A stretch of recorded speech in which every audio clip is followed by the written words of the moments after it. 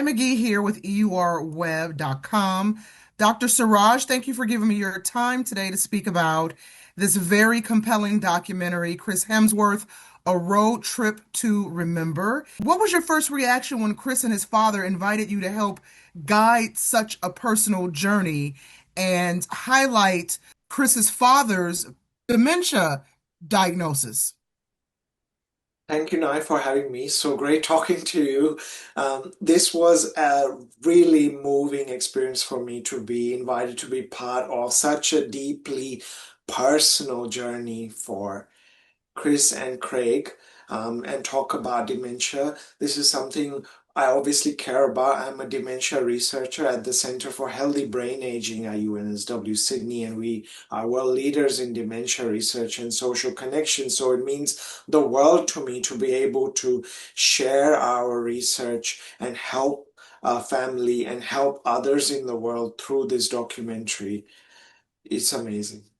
Chris and Craig's story is just like the story of any son and father worried about changes with memory loss and dementia. But also, let's face it, Chris is Thor. He's an Avenger. The world knows him.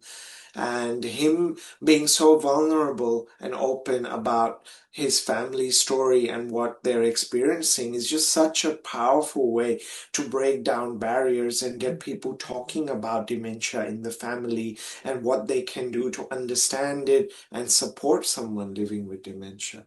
And of course, this documentary shows Chris and his dad embarking on this intimate motorcycle journey. What makes returning to meaningful places and memories so effective? Returning to meaningful places and memories is so effective because it combines the power of reminiscence therapy with the power of social connections. And we know that revisiting old places, people that we used to know, talking about old times and memories is such a great way to boost cognition. It reanimates the person and the social aspect of it, spending time with the community. You see them going back to Bullman, where Chris was really little when they lived there, but there's so many memories for Craig from that time with the indigenous community and their work there and all these beautiful memories. I think it's just wonderful to see just how much it lifted their spirits and just how confident Craig was at the end of that journey. Now, during the road trip, were there any moments that stood out to you as clear examples of how connection or nostalgia can support cognitive health? There's so many moments in this road trip which just serve as examples for how powerful nostalgia and reminiscence therapy are for memory. So, for example, going back to the family home that they'd recreated, every little aspect of that home down to the posters on, the Chris's room as a teenager. We all had goosebumps stepping into the house. It was like being back in the 90s again. I felt like I should have brought my double denim. Uh, but also, going through the road trip, there's so many moments where he meets people that were key people in his life. So Craig meets, someone he used to mentor. And talking to that person and talking to the people in the community at Bullman. And, there are so many special moments that bring back these memories for them. And we know that's really effective for our brains. Now, doctor, as a dementia specialist, were there moments during the road trip where you saw Craig's cognitive response exceed even your expectations?